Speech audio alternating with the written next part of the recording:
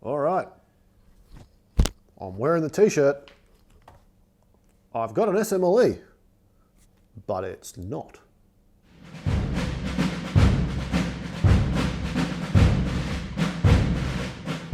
All right, folks. Yes, tonight's episode is not just about a standard SMLE number 1 Mark III or Mark III star. This is an Ishapore 410. Now, as you all know, I'm a big fan of Indian manufacturing.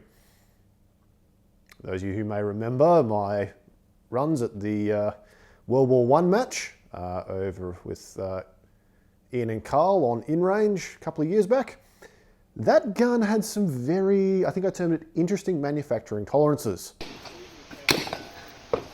Indian rifles. This gun is no different. So what we have here is a standard number 1 Lee Enfield made by Ishapore. This one was put together in 1944 originally. However, what occurred, as per the markings on the opposite side here, in 1949, it was converted to a 410 shotgun. Now, it's not 410 in the regular sense. Originally, these guns were put together to fire a .303 cartridge that actually had effectively a 410 shot inside it. There was a buckshot cartridge and then there was a single musket ball as well. I won't get into the history or the political reasons of why police or guard units in India weren't trusted with full power .303, although some elements were. But needless to say, there was a requirement and the ammunition was developed appropriately and the firearms modified as to that requirement. So, going over the features of the Ishi 410. Quick point on the cartridge. A lot of these, when they first got brought into the country, did have their chambers rebored, okay, to take 2.5-inch standard commercial 410 shells. So this one will fire. You can't fit 3-inch shells into them. 2.5 is it. 3-inch, right out. So, the features. Up the front, we've got standard SMLE nose cap, okay?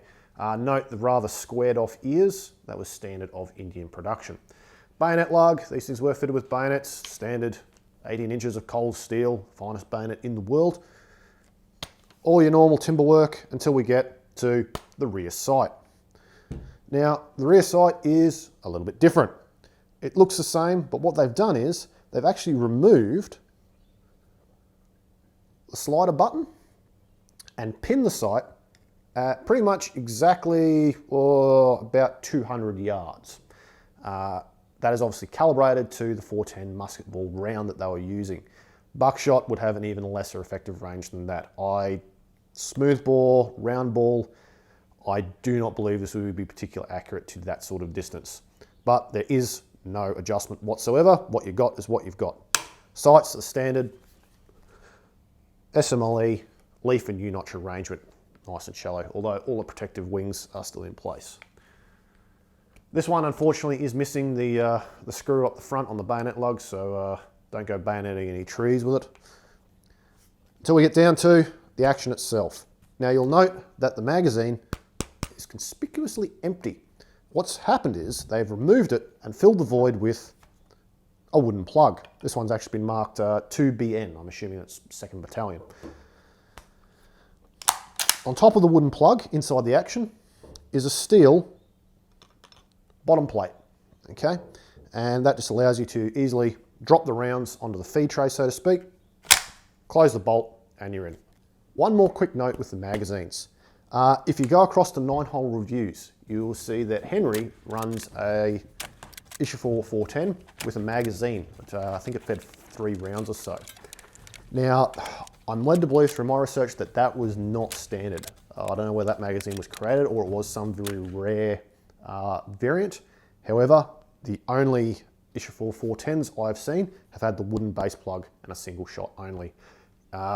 If you can knock that wooden plug out, I have seen people try to insert a standard magazine. Again, it's just all kinds of feeding nasty. That big blunt nose on the 410 cartridge makes it insanely difficult to feed. Action, standard SMLE affair. However, on this case, you're going to be firing, fishing another one from the pouch, loading, and around to go again.